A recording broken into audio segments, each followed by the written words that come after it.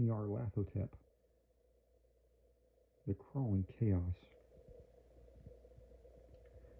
I am the last.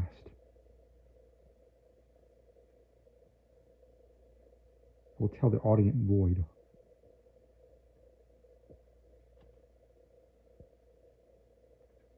I do not recall it distinctly when it began, but it was months ago. The general tension was horrible. To a season of political and social upheaval was added a strange and brooding apprehension of hideous physical danger, a danger widespread and all-embracing, such a danger as may be imagined only in the most pale phantasms of the night. I recall that people went about with pale and worried faces, and whispered warnings and prophecies which no one dared consciously repeat or acknowledge to himself that he had heard. A sense of monstrous guilt was upon the land, and out of the abysses between the stars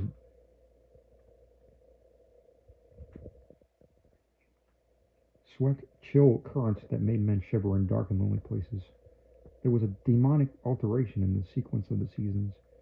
The autumn heat lingered fearsomely, and everyone felt that the world, and perhaps the universe, had passed from the control of known gods or forces to that of known gods or forces which were unknown.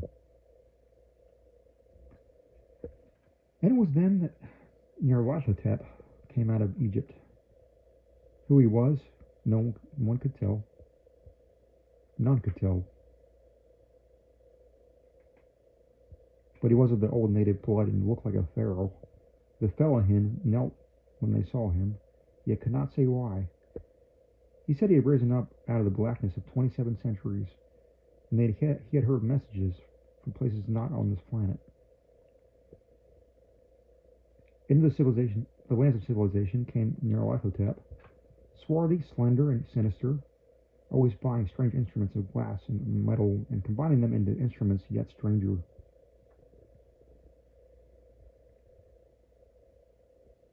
He spoke much of the sciences of electricity and psychology and gave exhibitions of power which sent his spectators away speechless, yet which swelled his fame to exceeding magnitude. Men advised one another to see Nyarlathotep and shuddered. And where Nyarlathotep went, rest vanished, for the small hours were rent with screams of nightmare. Never before had the screams of nightmare been such a public problem, but now the wise men almost wished they could forbid sleep in the small hours, that the shrieks of cities might less horribly disturb the pale, pitying moon as it glimmered on green waters gliding under bridges. An old steeple was crumbling against the sickly sky. I remember when Nyarlathotep came to my city. The great, the old, terrible city of unnumbered crimes.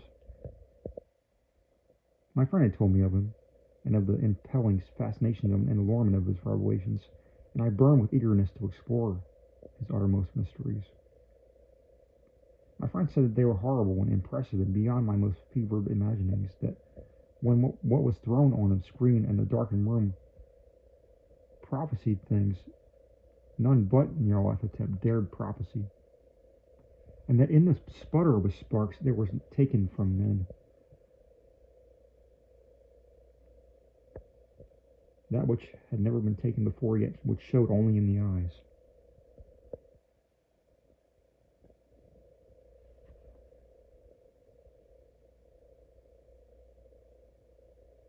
And I heard it hinted that abroad that those who knew Nyarlathotep looked on sights which others saw not.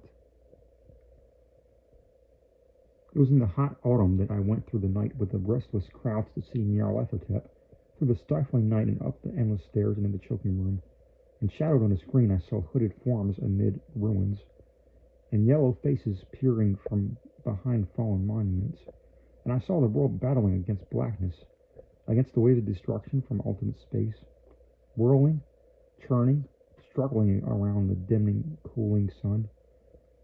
Then the sparks played amazingly around the head of the spectators, and the hair stood up on ends, while shadows more grotesque than I can tell came out and squatted on the heads.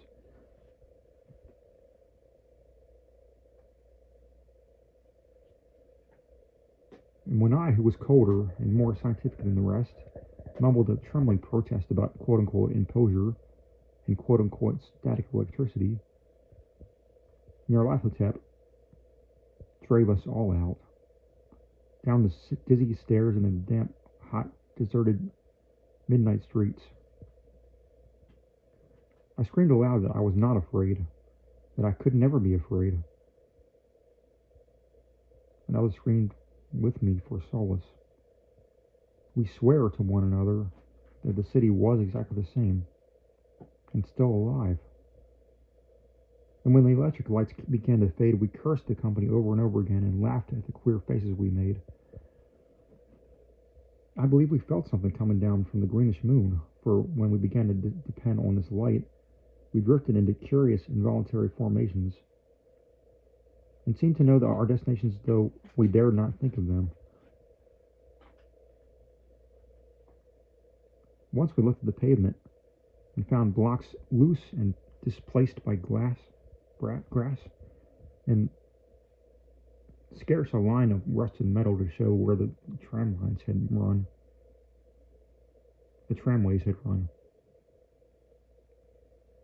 And again, when we saw the tram car alone, windowless, dilapidated, and almost on its side.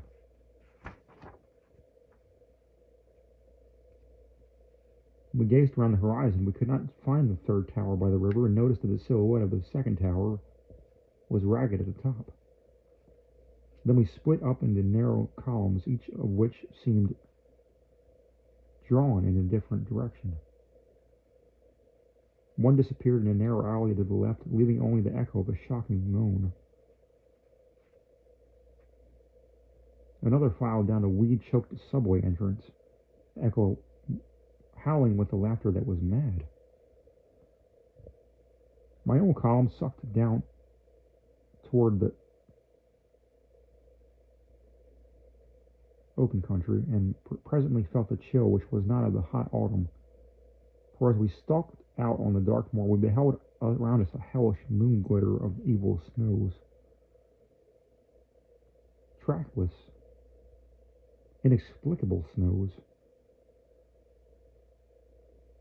swept asunder in one direction only, where lay a gulf all the blacker for its glittering walls. The column seemed very thin indeed as it plodded dreamily into the gulf. I lingered behind, for the black rift in the lit Greenland snow was frightful, and I thought I heard the reverberations of a disquieting wail as my companions had vanished. But my power to linger was slight.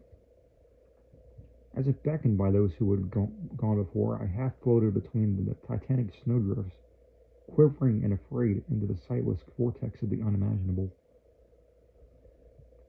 Screamingly sentient, dumbly delirious, only the gods that were can tell.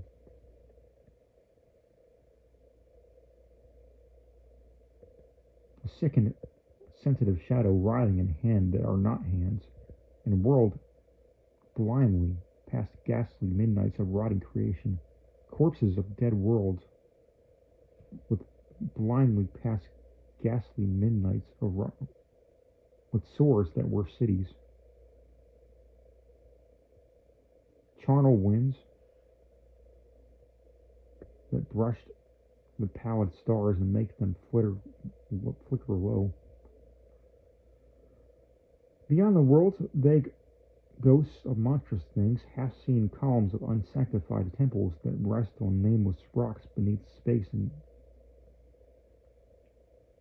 of unsanctioned temples that rest on nameless rocks between space and reach up to dizzy vacua above the spheres of light and darkness. And through this revolting graveyard of the universe, the muffled, maddening beating of drums, and thin, monotonous whine of blasphemous flutes from inconceivable, unlighted chambers beyond time, the detestable pounding and piping whereunto dance slowly awkwardly and absurdly the gigantic, tenebrous, ultimate gods, the blind, voiceless, mindless gargoyles whose soul is Nyarlathotep.